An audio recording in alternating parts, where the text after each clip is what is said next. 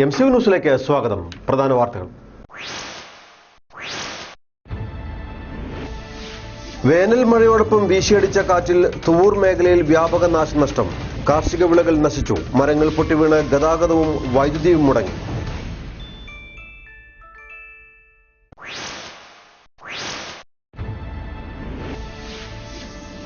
കീഴാറ്റൂർ ആറ്റുതൃക്കോവിൽ മഹാവിഷ്ണു ക്ഷേത്രം ഉത്സവാഘോഷത്തിന്റെ നിറവിൽ.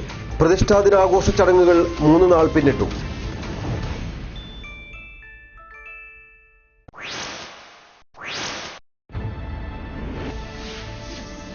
നാളികേരത്തിന്റെ ക്ഷാമം. വെളിച്ചെണ്ണ വില സർവകാല റെക്കോർഡിലേക്ക്.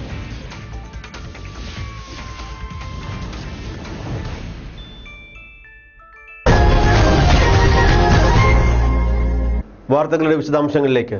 വേനൽ മഴയോടൊപ്പം വീശിയ കാറ്റിൽ തുവൂർ തെക്കുംപുറത്ത് വ്യാപക നാശനഷ്ടം. റബ്ബർ, വാഴ തുടങ്ങിയ നിരവധി കാർഷിക വിളകൾ നശിച്ചു. മരങ്ങൾ പൊട്ടിവീണ് വൈദ്യുതൂണുകൾ തകർന്നതോടെ ഗതാഗതവും വൈദ്യുതി വിതരണവും മുടങ്ങി. ഏറെ നേരത്തെ പരിശ്രമത്തിനൊടുവിലാണ് ഗതാഗതം പുനഃസ്ഥാപിച്ചത്. പലപ്പോഴും വേനൽ മഴ ആശ്വാസകരമാണെങ്കിലും ഇത്തവണത്തെ വേനൽ മഴയ്ക്ക് കർഷകർക്ക് നാശനഷ്ടങ്ങൾ വിതയ്ക്കാൻ മാത്രമാണ് കഴിഞ്ഞത്. വേനൽ ചൂടിനെ കാഠിന്യം വർദ്ധിപ്പിക്കാനല്ലാതെ മഴയ്ക്ക് കുളിര് പകരാനും സാധിച്ചിട്ടില്ല. തെക്കുംപുറത്ത് ഞായറാഴ്ച വൈകിട്ടുണ്ടായ കാറ്റിനെ തുടർന്ന് റബ്ബർ മരങ്ങൾ റോഡിലേക്ക് വീണതിനാൽ റെയിൽപാലം റോഡിലെ 100-ൽ പരം കുടുംബങ്ങളിലേക്കുള്ള വാഹന ഗതാഗതവും വൈദ്യുതി വിതരണവും നിലച്ചിരുന്നു. ഇതുകാരണം പ്രദേശത്തെ ഓട്ടോറിക്ഷ ഡ്രൈവർമാർക്ക് പോലും ടൗണിലേക്ക് എത്താൻ സാധിച്ചില്ല. പിന്നീട് നാട്ടുകാർ ചേർന്ന് റോഡിലേക്ക് വീണ മരങ്ങൾ മുറിച്ചു നീക്കി തിങ്കളാഴ്ച രാവിലെ 11 മണിയോടെയാണ് ഈ വഴിയുള്ള ഗതാഗതം പുനഃസ്ഥാപിച്ചത്.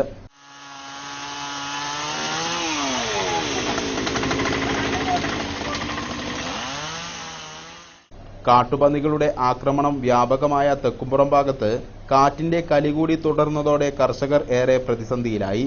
ഈ ഭാഗത്തെ മിക്ക കാർഷിക വിളകളും കാട്ടുപന്നികളുടെ ആക്രമണത്തിൽ വ്യാപകമായി നശിച്ചിട്ടുണ്ട്. ഇതിനു പുറമെ കാറ്റുകൂടി നാശം വിതച്ചതോടെ എന്തു ചെയ്യണം എന്നറിയാത്ത അവസ്ഥയിലാണ് നാട്ടുകാർ. വാഹന ഗതാഗതം പുനഃസ്ഥാപിച്ചെങ്കിലും 100ഓളം കുടുംബങ്ങളിലേക്കുള്ള വൈദ്യുതി വിതരണം പൂർണ്ണമായും മുടങ്ങിയിരിക്കുകയാണ്. ഈ ഒരു മഴ കൊണ്ട് കാര്യമായ കൃഷിക്കാർക്കോ അല്ലെങ്കിൽ ആർക്കോ ഒരു നേട്ടം എന്ന് പറയാനൊന്നുമില്ല. കൂടുതൽ നാശനഷ്ടങ്ങളാണ് ഉണ്ടാക്കിയിട്ടില്ല. വാഴകളായിട്ട് ഇപ്പോൾ നമുക്ക് തന്നെ കുറേ വാഴകൾ പോയി.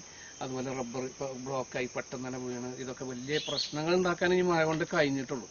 അല്ലാതെ ഇപ്പോൾ കൃഷിക്കാർക്ക് ഒരു നേട്ടോ ഈ മഴ കൊണ്ട് അല്ലെങ്കിൽ വെള്ളക്ഷാമോ അല്ലെങ്കിൽ ഒന്നും ഉണ്ടായില്ല. അപ്പോൾ ഈ ഒരു കാലവർഷം കൊണ്ട് കണ്ടമാന സ്ഥലത്ത്, ഇവിടെ മാത്രമല്ല, ഇവിടെ അല്ലെങ്കിൽ തന്നെ തെക്കുംപുറം ഭാഗത്ത് പന്നികളെ കൊണ്ട് മനുഷ്യന് പുറത്തേക്ക് ഇറങ്ങാൻ പറ്റാതെ ഒരുപാട് 2-3-4 ഭയങ്കരമായ അപകടങ്ങൾ ഉണ്ടാക്കിയ സ്ഥലമാണ് ഈ തെക്കുംപുറം എന്ന് പറയുന്നത്. അത് തന്നെ വലിയൊരു ശല്യമായിട്ട് ഇപ്പോൾ നമുക്ക് ഈ തെക്കുംപുറത്തുകാർക്ക് ഉണ്ട്. അതിൻ്റെ പുറത്താണ് ഇപ്പോൾ ഈ കാലവർഷത്തിൻ്റെ ഒരു വാഴ നഷ്ടങ്ങൾ, ഇപ്പോൾ ഇങ്ങനെയുള്ള ഇത് ബ്ലോക്ക് ആകുക, റബ്ബറൊക്കെ പെട്ടെന്ന് വീഴുക, കറണ്ട് പ്രശ്നം. അത് പിന്നെ ആരും പറഞ്ഞിട്ട് കാര്യമല്ല. ആരെയപ്പോൾ ഇതിന് കുറ്റം പറയാനൊന്നുമില്ലല്ലോ. അപ്പോൾ എന്താ ചെയ്യാന്നല്ല ഇപ്പോൾ ഇതിന് പറയാനുള്ളൂ. വലിയ നഷ്ടങ്ങളാണ് ജനങ്ങൾക്ക് മൊത്തത്തിൽ ഉണ്ടാകുന്നത്. അല്ലെങ്കിൽ റോഡ് ബ്ലോക്ക് ആകുക, അല്ലെങ്കിൽ കറണ്ട് എപ്പോഴും കറണ്ട് കമ്പി. മലപ്പുറം ജില്ലയിലെ പ്രധാന വിനോദസഞ്ചാര കേന്ദ്രങ്ങളിലൊന്നായ കോട്ടക്കുന്നിന്റെ സമഗ്ര വികസനത്തിന് മാസ്റ്റർ പ്ലാൻ തയ്യാറായി. പൊതു സ്വകാര്യ പങ്കാളിത്തത്തോടെ നടപ്പാക്കാൻ ഉദ്ദേശിക്കുന്ന പദ്ധതിക്ക് ഏകദേശം 150 കോടി രൂപയാണ് ചെലവ് കണക്കാക്കുന്നത്. ജില്ലാ ടൂറിസം പ്രൊമോഷൻ കൗൺസിലിന്റെ നേതൃത്വത്തിൽ ദേശീയ നിലവാരത്തിൽ പ്രവർത്തിക്കുന്ന ആർക്കിടെക്റ്റിൽ നിന്ന് ഇന്റർവ്യൂ നടത്തിയാണ് ചെന്നൈ ആസ്ഥാനമായുള്ള ദാരഷ എന്ന സ്വകാര്യ കമ്പനിയെ പ്ലാൻ തയ്യാറാക്കാൻ ഏൽപ്പിച്ചത്.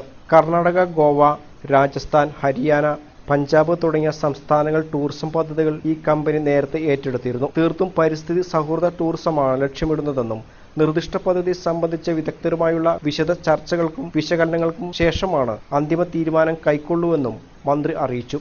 പദ്ധതിക്ക് സർക്കാരിൽ നിന്ന് സഹായമുണ്ടാകുമെന്നും അദ്ദേഹം കൂട്ടിച്ചേർത്തു.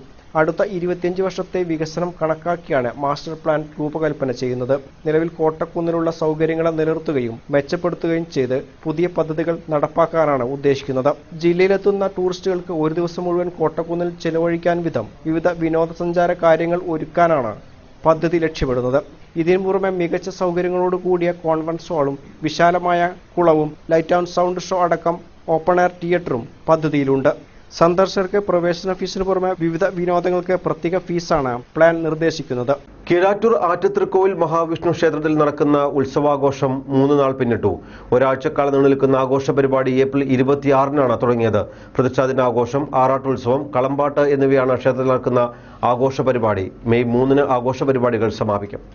കീഴാറ്റൂർ ആചിത്രക്കോവിൽ വിഷ്ണുക്ഷേത്രത്തിലെ പ്രതിഷ്ഠാ ദിനത്തിന്റെയും ആറാട്ടുത്സവത്തിന്റെയും ഭാഗമായിട്ടാണ് കലവറ നിറയ്ക്കലും പൊതുസമ്മേളനവും നടത്തിയത്. ക്ഷേത്രം സെക്രട്ടറി കീഴാറ്റൂരനിയൻ ചടങ്ങിൽ അധ്യക്ഷത വഹിച്ചു. Malabar Devaswom board member V Madhusoodanan, A Haridas, P Vijayakumar, P Aravindan, Thachingadan Rajeev അവതരിപ്പിച്ച ഭക്തിഗാനവേളയിൽ നടന്നു. തിങ്കളാഴ്ച കൊടിയേറ്റം, കളമ്പാട്ട് എന്നിവയും തുടർന്ന് കുട്ടികൾ അവതരിപ്പിച്ച കലാസന്ധിയും അരങ്ങേറി. ആഘോഷം മെയ് 3-നാണ് സമാപിക്കുന്നത്. വിശ്വാസികൾക്ക് മനസ്സമാധാനവും ആത്മീയമായ ചൈതന്യവും നൽകുന്നതോടൊപ്പം തന്നെ മുൻകാലങ്ങൾക്ക് തന്നെ ക്ഷേത്രങ്ങളുമായി ബന്ധപ്പെട്ട് സാംസ്കാരിക പ്രവർത്തനങ്ങൾക്ക് നമ്മുടെ തനതായ ഒട്ടനവധി കലകൾക്ക് പ്രോത്സാഹനങ്ങൾ ക്ഷേത്രങ്ങൾ നൽകിയിരുന്നു. അതുകൊണ്ടാണ് ക്ഷേത്രങ്ങളുമായി കേന്ദ്രീകരിച്ചുകൊണ്ടുള്ള നമ്മുടെ പൗരാണികമായ ഒട്ടനവധി കലാരൂപങ്ങളും കലകളുമൊക്കെ ക്ഷേത്രവുമായി ബന്ധപ്പെട്ടാണ് അത് അവതരിപ്പിച്ചിരുന്നത്.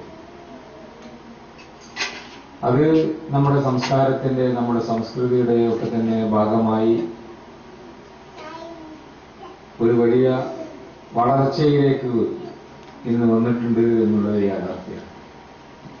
ഇപ്പോൾ ഇതുമായി ബന്ധപ്പെട്ട് ഈ ക്ഷേത്രത്തിന്റെ ആഘോഷങ്ങളുമായി ബന്ധപ്പെട്ട് നിരവധി സാംസ്കാരിക പ്രവർത്തനങ്ങൾ, നിരവധി കലാപ്രകടനങ്ങൾ ഇതൊക്കെ നടക്കുകയാണ്. ക്ഷേത്രങ്ങളും മറ്റ് ആരാധനാലയങ്ങളുമൊക്കെ മനുഷ്യർ തമ്മിലുള്ള സ്നേഹം കൂടുതൽ ഊട്ടിയുറപ്പിക്കുന്നതിന്, പരസ്പര സ്നേഹവും ധാരണയും ഉണ്ടാക്കി തീർക്കുന്നതിന് പ്രയോജനപ്പെടേണ്ടതുണ്ട്.